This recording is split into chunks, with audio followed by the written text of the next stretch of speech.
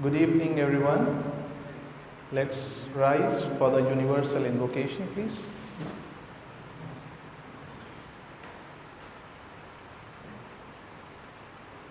O hidden life, vibrant in every atom. O hidden light, shining in every creature. O hidden love, embracing all in oneness. May all who feel themselves as one with Thee know they are therefore one with every other.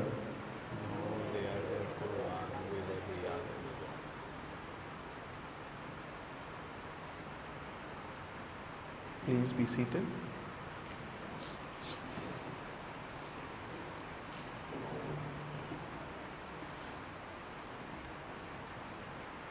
I now request Sister Jayashree Kannan to do the Sanskrit chanting for world peace. The meaning goes like this: cultivate friendship which will conquer all hearts. Look upon others as thyself. Renounce war, forswear competition, give up all aggression on others, which is wrong. Wide Mother Earth, our Mother is here, ready to grant us all desire. We have the Lord our Father, compassionate to all. Ye peoples of the world, restrain yourselves, give, be, and may all be happy and prosperous.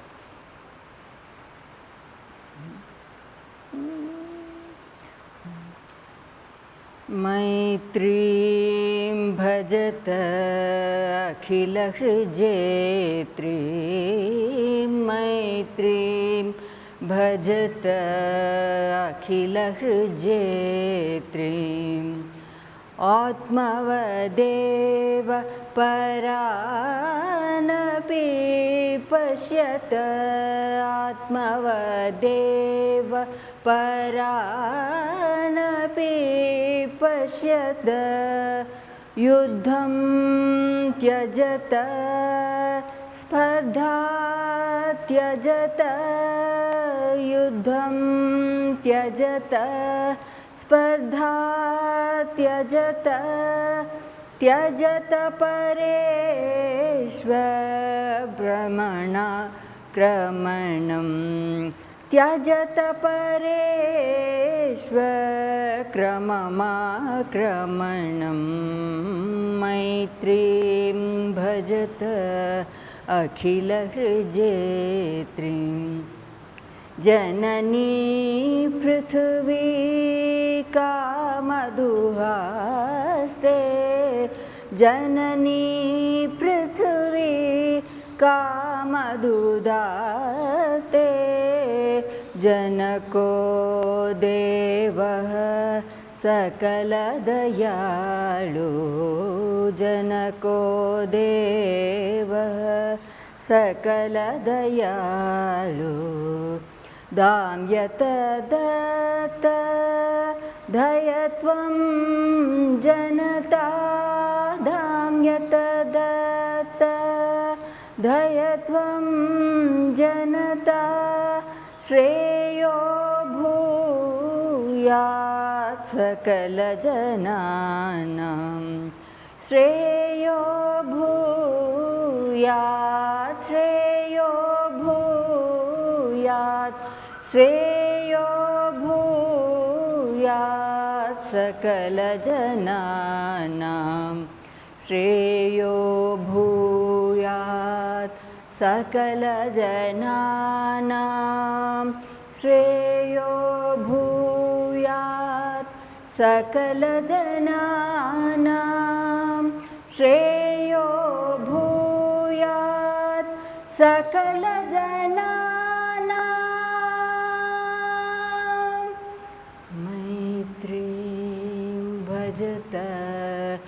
अखिलहृजेत्रीं मैत्रीं भजत अखिलहृजेत्रीम्.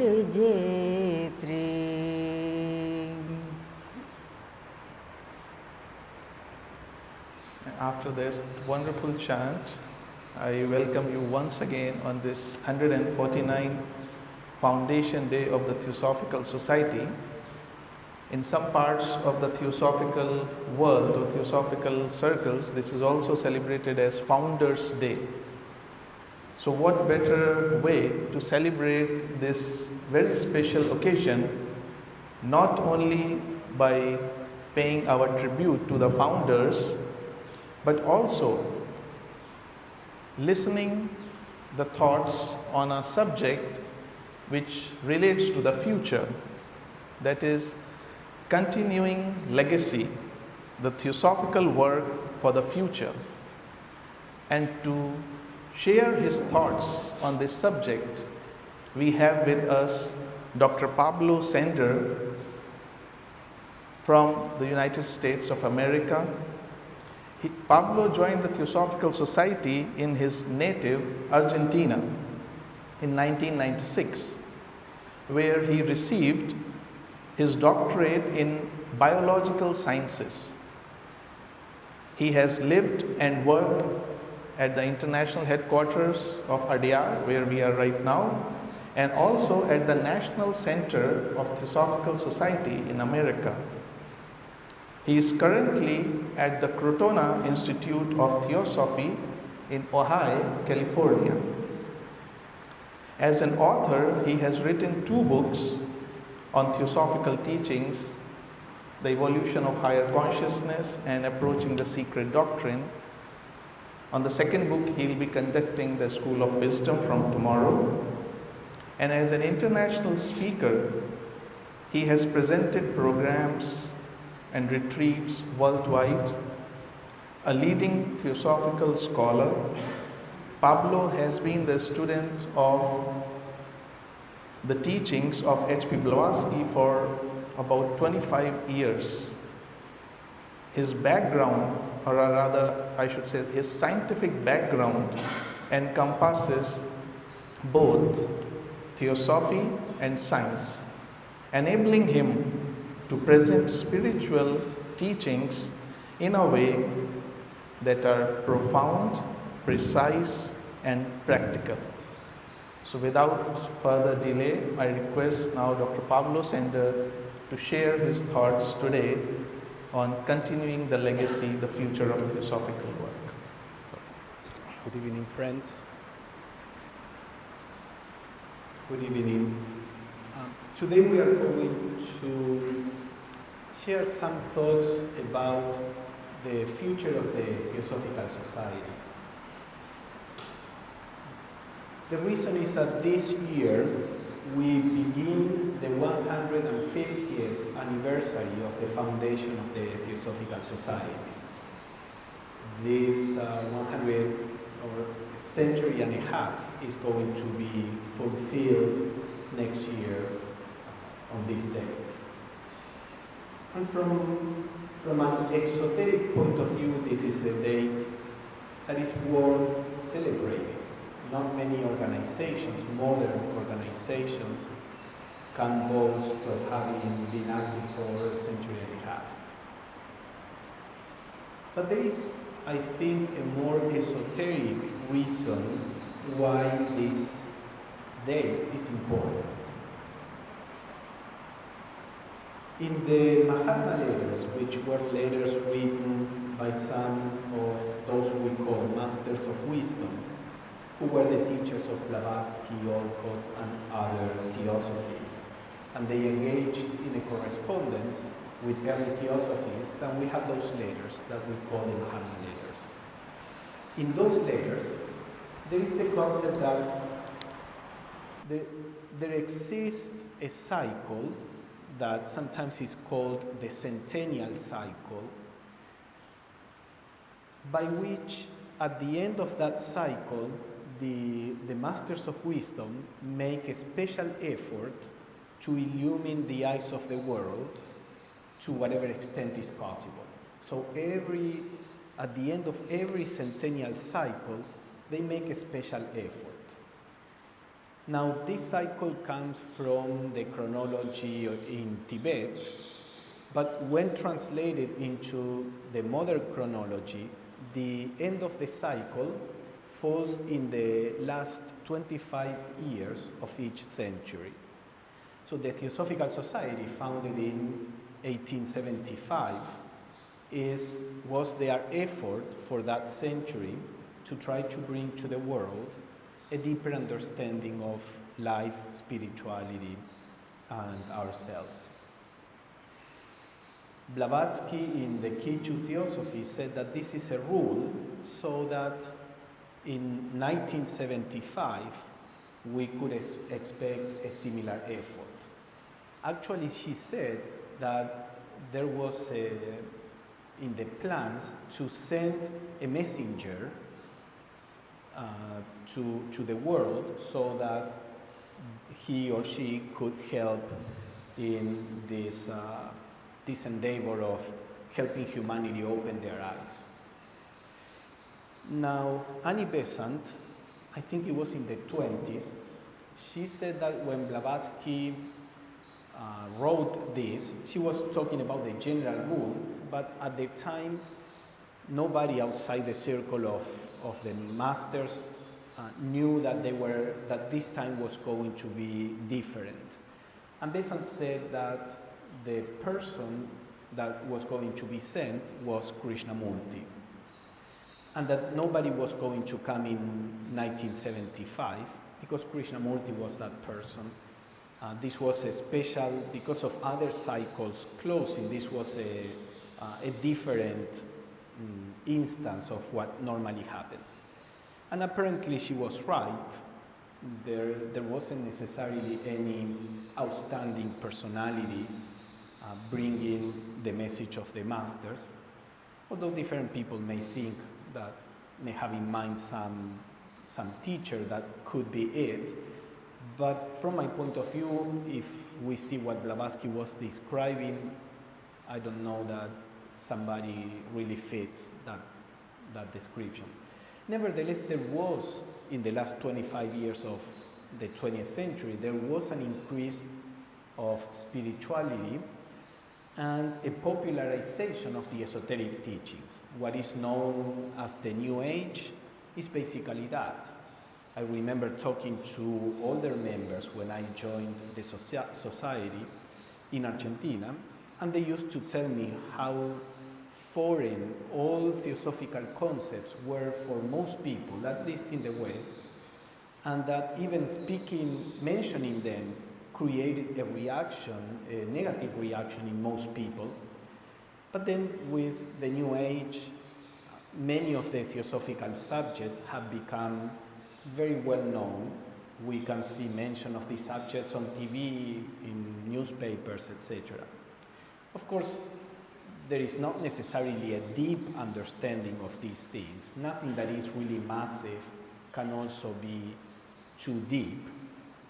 But certainly it's of great help that people are familiar, at least with the words, with the concepts. Also in academic circles, since the 70s, in different universities, chairs of what they call Western esotericism were created to study esotericism as an academic endeavor. And they are very interested right now, for example, in studying theosophy. Of course, the way that they study theosophy is not the way that we do. Their approach is more historical. But nevertheless, I collect the papers that they publish, and I have over 200 papers on different theosophical subjects that scholars are publishing. So there was, in the 25 years at the end of the century, this kind of impulse. The reason why I mention this is because since 1975 to 2025, at the end of this year that we begin today, since the foundation of the Theosophical Society, Since 1975 to 2025, we have gone through half of the centennial cycle. That means that since 2025 until 2075, we have 50 years, the second part of the centennial cycle. Now, when Blavatsky wrote about this in the Key to Theosophy, she said that the TS, one of the purposes of the TS was to be ready to help in this effort during the centennial cycles. So I think it's important to ask ourselves, what can we do to be ready now that we enter in the second half of this cycle? What can we do to be ready so that the TS and we as members can be helpers and perhaps even fit channels or vehicles for this new effort that the adepts are going to do? I think this is something worth pondering over. When we look at the purpose of the TS, there is what we may call an exoteric purpose, which is explained in the three objects of the Theosophical Society. This is what we want to do from the point of view of the physical plane and in the fields of intellectual and emotional development. But there are also esoteric reasons why the TS was founded, besides what I just said about the centennial efforts. And one important reason, as Annie Besant would say many times, is that the TS is expected to be helping in the beginning of a new evolutionary cycle that we call the 6 sub-rays. When we say sub-rays, we are not talking about ethnicity. We are talking about evolutionary cycles. And according to Theosophical teachings, in a few hundred years, there will be the beginning of a new civilization, a new way of doing things. This will all happen very gradually. In the current cycle, in what we call the 5th sub-rays, as we can see around us, competition is the rule. It is through competition and capitalism and the survival of the fittest that evolution proceeds. The lower mind is ruling the development of the 5th sub-rays. This is why science and technology are becoming more and more powerful. This is also why in all fields, even in philosophy, spiritual philosophies tend to be approached from the point of view of the lower mind, not from the point of view of living that philosophy.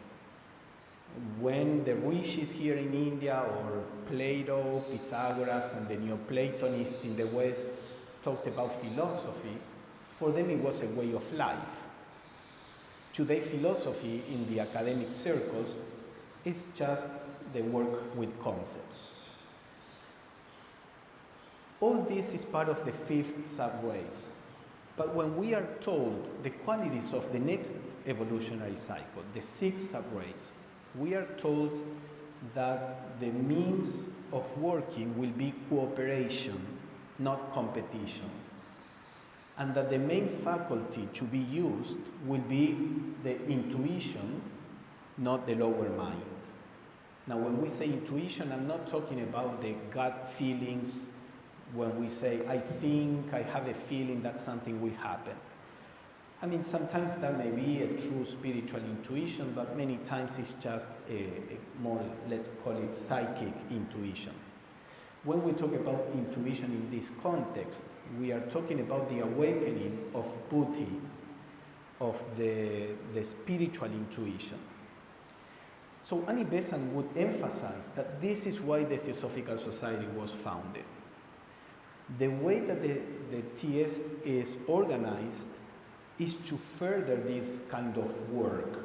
That's why we don't have gurus, we don't have authorities, we don't have We are organized in lodges or groups where everybody has to decide together.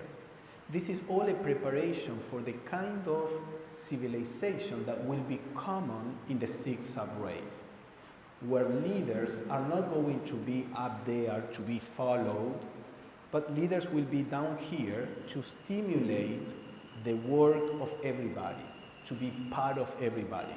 Not the leader in front, but the leader in the midst of everybody. And the way that the Theosophical Society was organized is to help us train ourselves in this.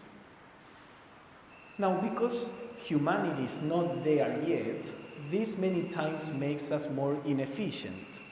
It would be probably, if you participate in lodges, you know that it would always be easier if somebody had the authority to say, we are going to do this and that's it. We would be far more efficient. When we have to work together, decide together, when nobody is higher in a hierarchy of authority, things are difficult. And many times things may not get done because of the method that we use. But this is why what I am sharing with you is an esoteric aim. Because the aim behind this is not to make the Theosophical Society efficient, which of course we want the TS to be as efficient as possible. But if we judge how the society is organized based from the point of view of efficiency, we will say, okay, this is not very well organized. Let me reform it so that we can be far more efficient. We could attract many more people if we would elevate gurus. We know people like to follow authorities. Any of us here, if we let ourselves grow our beard, and assume the pose of a guru, and then everybody else says, okay, this is the guru, and just following him or her, you are going to attain liberation, the room would be packed with people. We see it all around. But this is not the aim of the Theosophical Society. Now, I'm not criticizing those other movements. That is also necessary. There are many people whose nature needs that kind of spirituality, let's say. And humanity is diverse. We don't need to be everybody doing the same thing. It is like if in a body, every organ was trying to fulfill the role of the heart. The body wouldn't function. So what we need to think and to ponder over is what is the essential mission of the Theosophical Society, which will be different from other movements. In some aspects it may overlap, in some others may be different. So reading from the founders of the TS, from the Mahatmas that were behind its founding, we start getting a sense of what the Theosophical Society is meant to be. For example, in the Mahatma letters, it is said that the duty of the Theosophist is to sow seeds and then let nature do the harvest. We see this in the history of the TS. The TS started, for example, the Indian Congress, or members of the TS started new forms of art, new forms of education, new forms of many things. And if we as an organization would get invested in any of these fields, then all our energy would be placed on that field and we couldn't do anything else. I think that the role of the Theosophical Society is to start a movement, not necessarily an organization, a movement in consciousness in the directions that are necessary for evolution, attract people who are interested in that particular aspect and stimulate them to take off and to develop that. The TS is meant to be the point of an arrow that, we shoot the arrow, and that arrow is like breaking the path so that others can walk it. So Again, this is not to say, to try to justify that we are inefficient or that our lodges don't have enough people, because that is not our aim. I'm not saying that. I think we as an organization can run far better than we are, but this is part of our process of growth. We should seek how to bring theosophy to as many people as possible, but always keeping in mind what's the nature of the Theosophical Society. So, for example, sometimes I ask a question that may be a little shocking in a sense, but I would ask a fellow member, what do you love more, the TS or Theosophy? I think the answer is important, because if we love more the TS, our focus will be on making the organization grow, on bringing more and more people, on making the TS more and more successful, and perhaps the way to do that is leaving Theosophy aside. Because today, again, the purpose of this particular approach is not yet massive. And Ives and Leadbeater said that in 500 years, this is the way that all religions and spiritual movements are going to work. And we can see parts of that, some aspects of this. A couple of years ago, in the National Convention of the Theosophical Society in America, speakers were invited from different religions, and all of them had a theosophical spirit. By that I mean they were all inclusive. None of them said that their religion was the only one. They were interested in learning about the other. They were more interested in the spirit than the letter of the religion, and several other things which are essentially the theosophical spirit. And this could not have happened 100 years ago. We see how the theosophical approach is permeating the world, and movements are unconsciously taking on that kind of attitude. We were invited to give some talks to Harvard University because they were doing a congress with scholars on theosophy. So we were invited as theosophists to give a presentation. And in theosophy we say that all religions share some unity behind their diversity. But scholars don't like that at all, because the lower mind likes to, separate, label, this is different from this. And one of the scholars there was saying that it is really hard for them as teachers to try to convince the students that religions are different, because they all come with this idea that all religions are essentially one. So you see how this is something that is in the awareness, in the consciousness of humanity.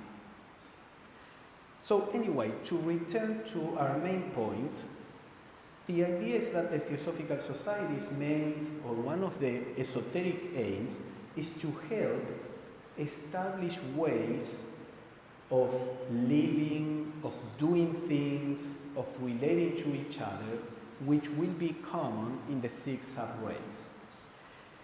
And of course, if we are going to do that, if we are going to help the world move in that direction, first we need to produce that transformation in ourselves. Otherwise, we are just the blind leading the blind. So I think this is perhaps one of the aspects of the work that we can do in preparation for the next centennial effort. Can we as members deal with theosophy in a way that will transform us in the direction of what the 6 sub-rays is going to be? So that when the time comes, we are a fit vessel of that effort. So how would we do that? I would say that all teachings, all theosophical teachings, have this particular aim, the aim of stimulating buddhi, or the spiritual intuition.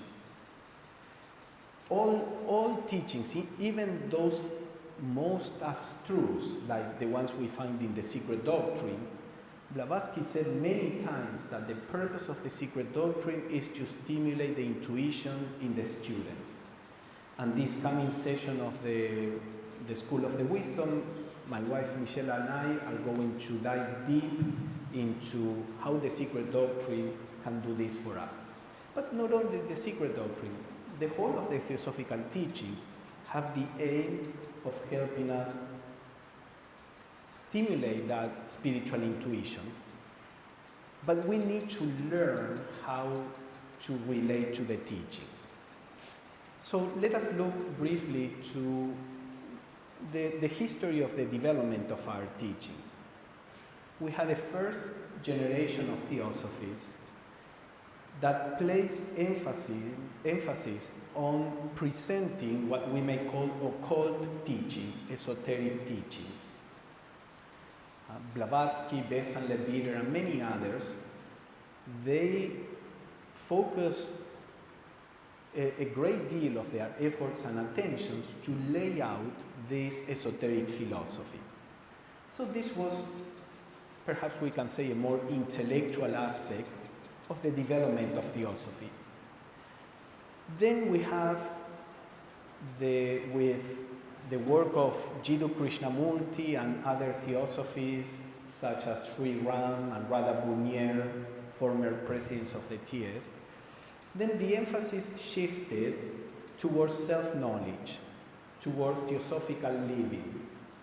They placed emphasis on how to work so that we can discover who we really are and so that we can live in a way that is transformative. I would suggest that the work that we have to do in the next half of the cycle is to unite these two approaches. Because what happened sometimes is that when the emphasis was placed on self-knowledge, some members may have thought that the teachings are not necessary any longer. Or people who are very intellectual, you may know people, you may be one of them, I was one of them, hopefully I moved a little beyond that, but people who are very intellectual, they may say, I like the teachings, and they take theosophy as a philosophy, not as a way of life. And we know that that is not going to produce a transformation.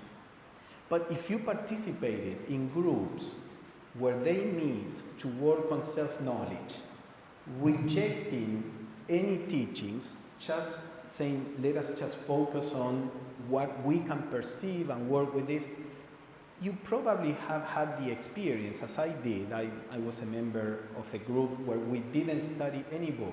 We just talked about our experience, self-observation, discoveries, and it was wonderful. But after a while, it becomes repetitive because our ability to perceive is very limited, very limited. So, sure, we see certain things, but there is a ceiling, unless you are an extraordinary person. But for most of us, there is a ceiling to how far we can go unaided by a higher, broader perspective. So I think what we need to do is to bring these two things together.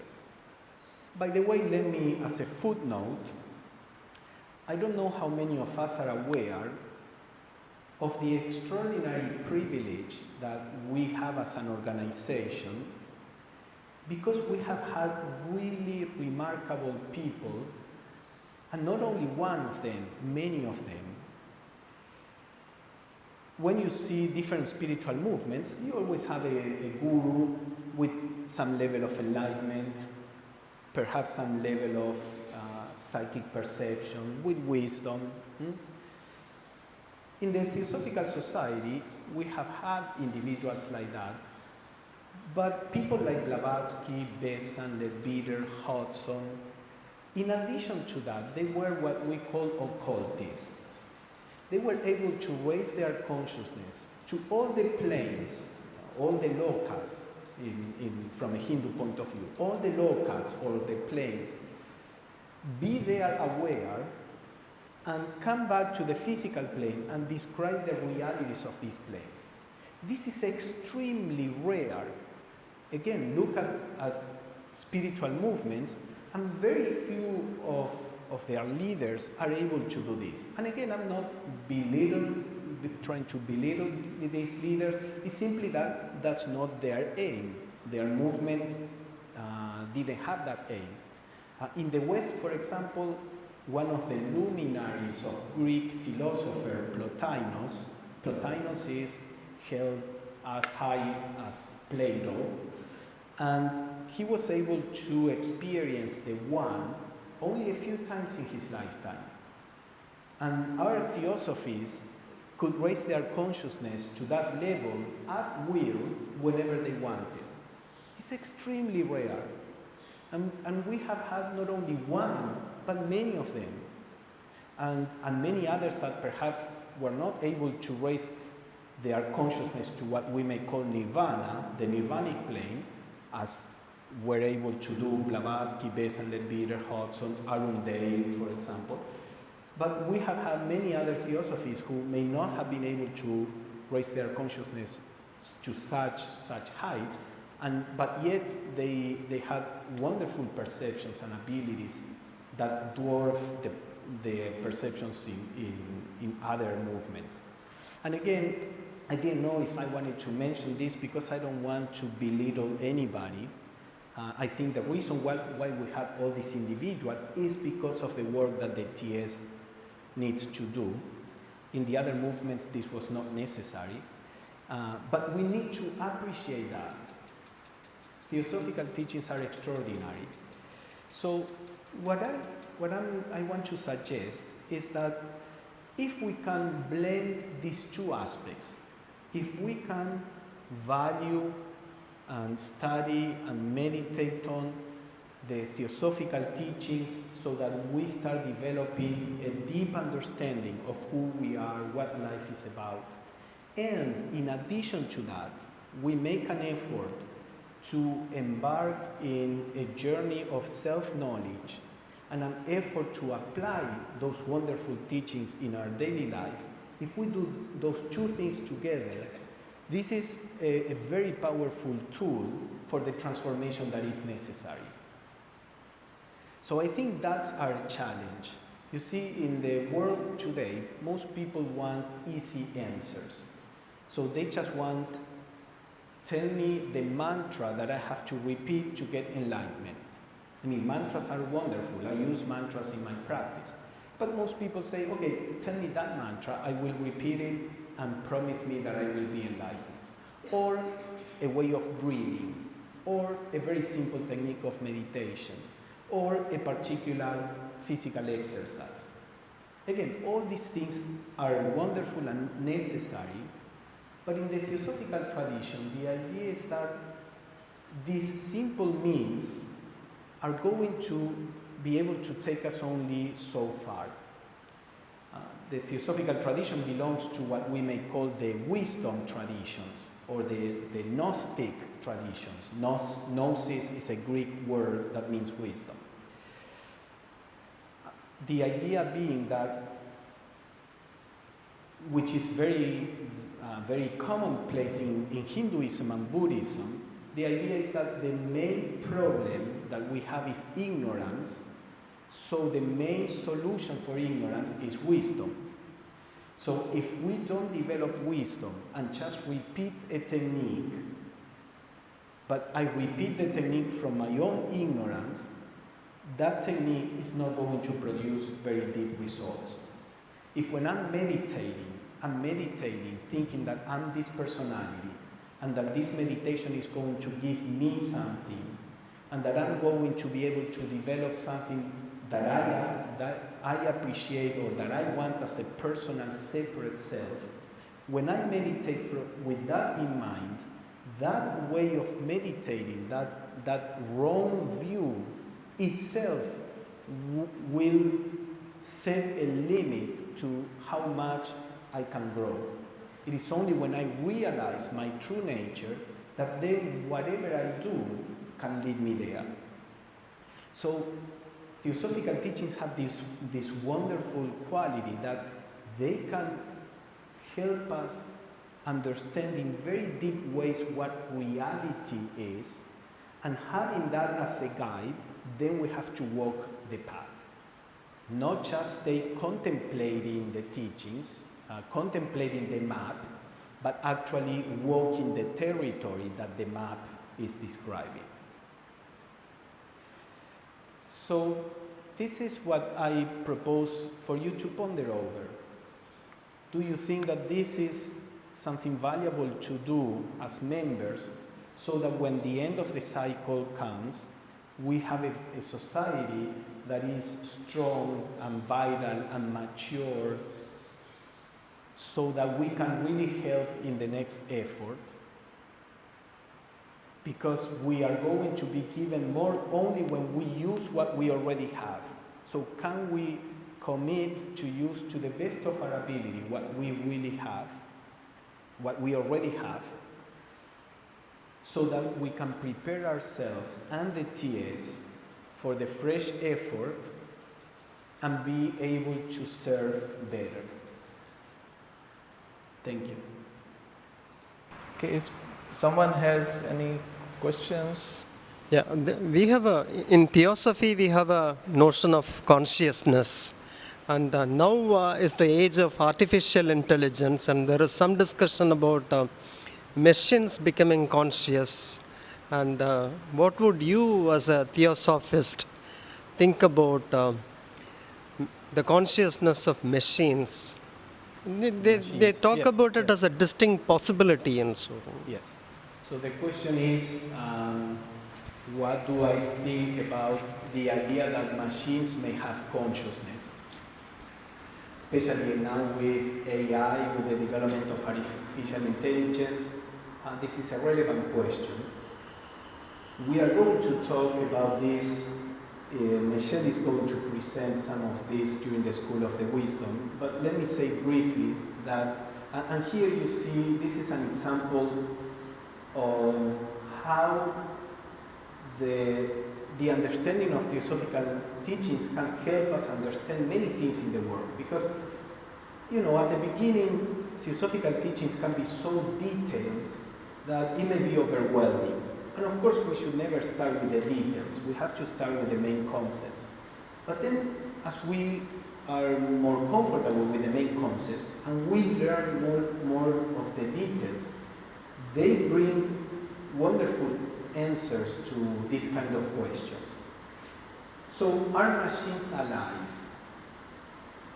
Blavatsky says that one of the fundamental ideas of Theosophy is that everything is alive. There is no dead matter. Now, do we mean by that machines have consciousness? What kind of life? If everything is alive, we have to say this mic is alive. Does it mean that the mic has its own consciousness? What kind of consciousness? On what level? So very briefly, when, for example, Besant and Leadbeater talk about the three outpourings, I mention it for those who may be more or less familiar with the teaching. They say there are three levels or layers of life and consciousness. There is a kind of life that is at the atomic level, and the atoms have their own consciousness because they choose whether to be united to certain atoms, and they don't like other atoms. Of course, their consciousness is not like a human consciousness, and in science we call that chemistry, but that chemistry is the kind of consciousness of the atoms. As such, all the matter that is here is alive because the atoms are alive. And the atoms are evolving to develop higher layers of consciousness and life. So the next higher layer, and so this, for those who are familiar with the teaching, is what is called the first outpouring from the deity, from the Logos, the first way of life that is vitalizing every atom. But then there is a second layer of life emanating by the second logos, which is the life, the consciousness that as we more or less understand it, especially in pre-human kingdoms. So a dog is alive, but also has a consciousness. A plant is alive, but also has a consciousness. The plant can decide to go toward the sun, for example. The microphone cannot.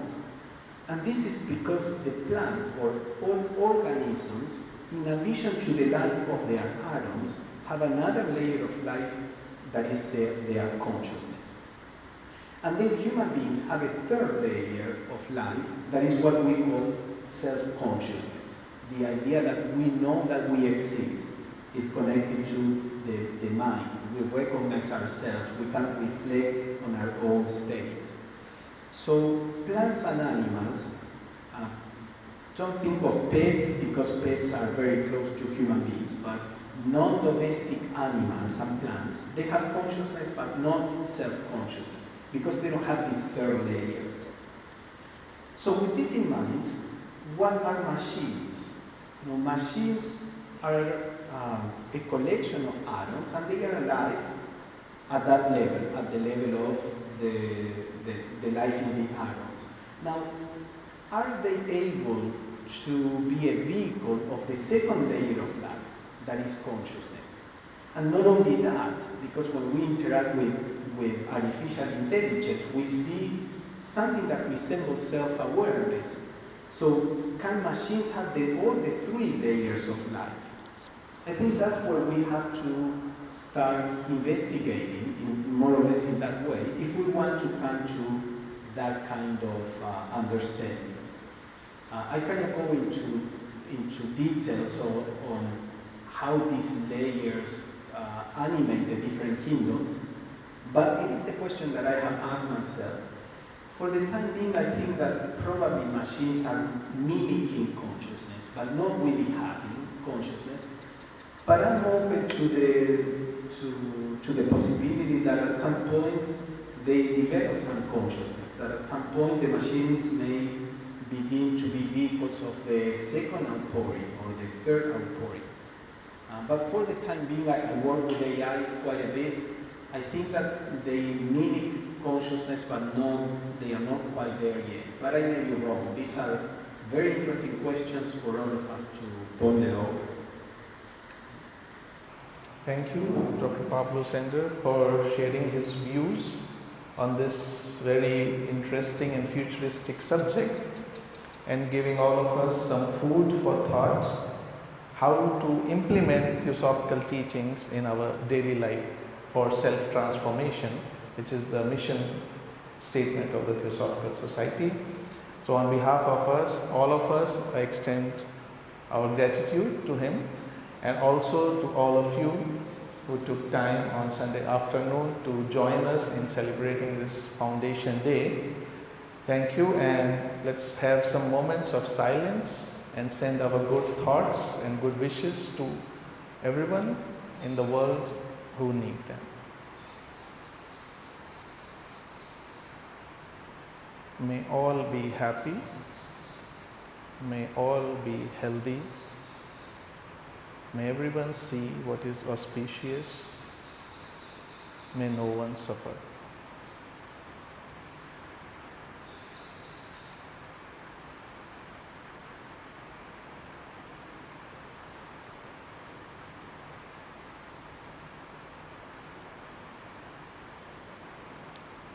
Thank you once again. We can offer the flowers to the founders and followed by can have tea and refreshments outside on this side. So thank you once again.